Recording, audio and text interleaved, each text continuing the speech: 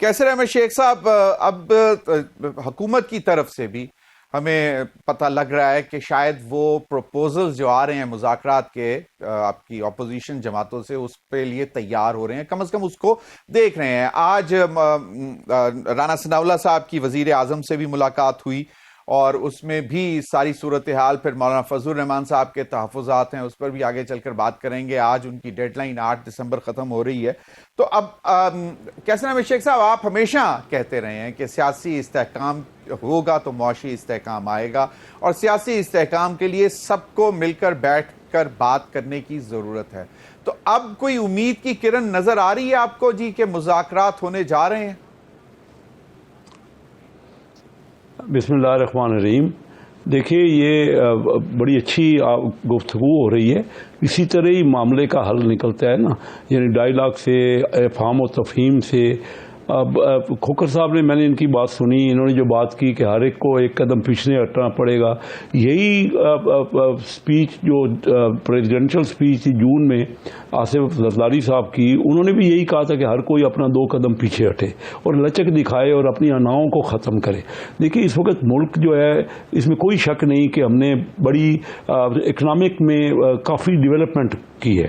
یعنی آج ہی آپ دیکھ رہے ہیں کہ فائنانس منسٹر صاحب نے کہا کہ ہماری ریمیٹنس $35 بلین کراس کر جائیں گی.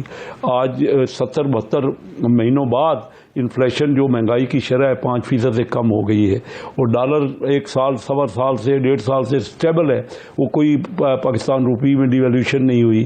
اور پھر انٹرسٹ ریٹ کم ہوا ہے، پالیسی ریٹ کم ہوا ہے، اور مہنگائی میں میں نے پہلے بتایا اضافہ ہوا. تو یہ چیزیں ہمارے سامنے. اسٹاک ایکسچینج انتہائی اونچی سر چھو رہا ہے ان کو، حدوں کو. لیکن اس کے باوجود ہم دنیا سے بہت پیچھے رہ گئے. پاکستان، میں اکثر آپ سے کہتا ہوں، میں نے خود جانتا ہوں کہ جب 90s میں ان کی اکانومی صرف 4 گنا تھی انڈیا کی، اور ہمارا پر کیپیٹا ان سے 50% زیادہ تھا. کیا ہوا؟ ہم نے ٹسل کرنا شروع کر دی. جب پاکستان بنا نا، تو زیادہ تعلیم والا علاقہ تو انڈیا کی طرف آیا. ہمارے ہاں بہت کم تعلیم تھی، انڈسٹری بھی ان کے ہاں تھی. تو کیا وجہ ہے کہ پہلے 40-45 سالوں میں پاکستان نے ترقی کی اور ہم نے آگے بڑھے؟ لیکن جب سے ہم نے یہ ٹسل کرنا شروع کی، پارٹیوں میں جھگڑے شروع کریے، اور جب تک ہم نے لچک نہیں دکھائی، ڈائیلاگ نہیں کیا، بیٹھ کے اسمبلیوں کو ہم نے کوئی فائدہ نہیں اٹھایا نا. اسمبلیوں سے، اسمبلیوں میں ڈائیلاگ ہونا چاہیے، بات چیت کرنی چاہیے.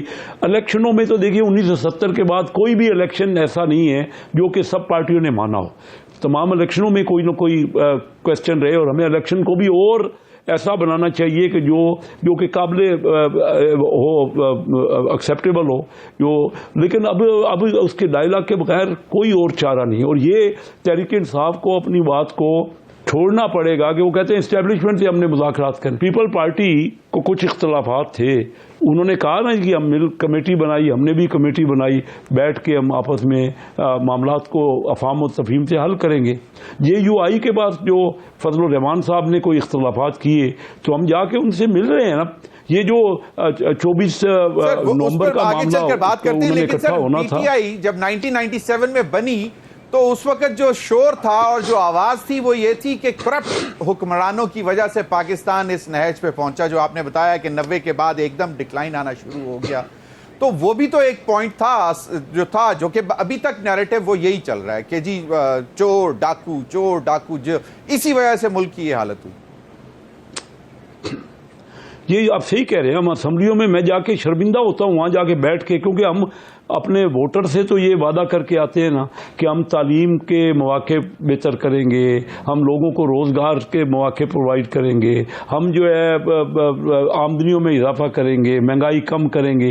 لیکن جب کہ اسمبلی میں جاتے ہیں تو آپس میں جھگڑتے ہیں، اور کوئی وہاں مسئلہ ہی نہیں ہے. صرف آپس میں تو میں ایک دوسرے کے ساتھ دشنام ترازی. اور زیادہ تر آپ دیکھ رہے ہیں کہ PTI کی تو پالیٹکس 2014 سے رہی ہے کہ جب کسی ہیڈ آف اسٹیٹ نے آنا ہے، انہوں نے اس وقت دھرنا دے دینا ہے. جب IMF کو دینے لگتی ہے قرضہ، نہ تو خود انہوں نے جو قرضہ IMF کا 2022 میں اس کے اوپر عمل کیا، خود اس نے وعدہ خلافی کی، ان سے کمٹمنٹ پوری نہیں کی، اور پھر اگر ہم کرنے لگے تو وہاں پہ میسج دینے لگ گئے کہ آپ نہیں دیجئے ان کو کرنا. تو یہ یا آج کہتے ہیں سول نافرمانی، تو یہ نیگیٹو تھنکنگ ہے.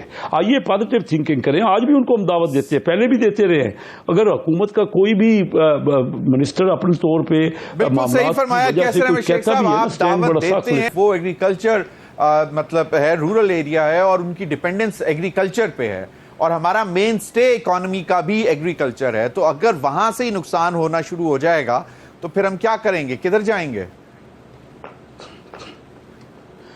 جی یہ ناصر شاہ صاحب نے اور مصطفیٰ کھوکر صاحب نے ایگریکلچر کے بارے میں صحیح بات کی ہے کہ ہمیں آئی ایم ایف کو کنونس کرنا دے کہ کوئی بات بھی ہے ہم نے اپنے ملک کے حالات کے مطابق ان کو، کیونکہ وہ ہمیں انہوں نے کوئی رکھی ہیں لمٹس رکھی ہیں ٹیکسیشن کے بارے میں، وہ اس لیے رکھی ہیں کہ ہمارے جو ڈیفیسٹ ہے اپنے بجٹ کا وہ دیکھتے ہوئے وہ چاہتے ہیں کہ ہم قرضے کم لیں اور اپنے ہی انحصار کریں.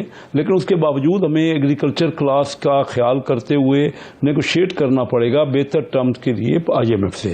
اس میں تو کوئی دو رائے نہیں. جہاں تک آپ نے وہ انہوں نے مثال دی نا پی آئی اے، وہ ٹھیک مثال ہے. پی آئی اے نے لاسز اتنے زیادہ کیے ہیں کہ جو بھی کوئی لینے والا ہے اس کا لائبلٹیز ہیں بہت زیادہ، تو اس کی طرف نہیں دیکھ رہا. میں نے جو بات کی نا آپ کو میری ٹائم کی، میری ٹائم اس وقت اگر دنیا کی ایوریج بھی لے لینا تو ان کی جی ڈی پی کا 7% ایوریج سارے ملکوں کی دنیا کی ایوریج میری ٹائم ہے. وہ پاکستان میں صرف 0.5% ہے ہماری جی ڈی پی کا. یہاں میرے بہت اپرچونٹیز ہیں.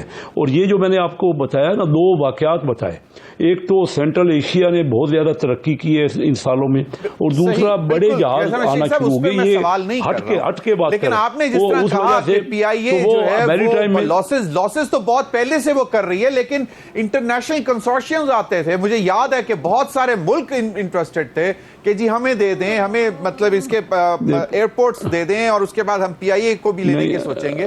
تو وہ کہاں گئے، کیوں نہیں آئے پھر اس دفعہ؟ نہیں پی آئی اے میں تو کسی نے دیکھے نا کوئی انٹرسٹ نہیں لیا.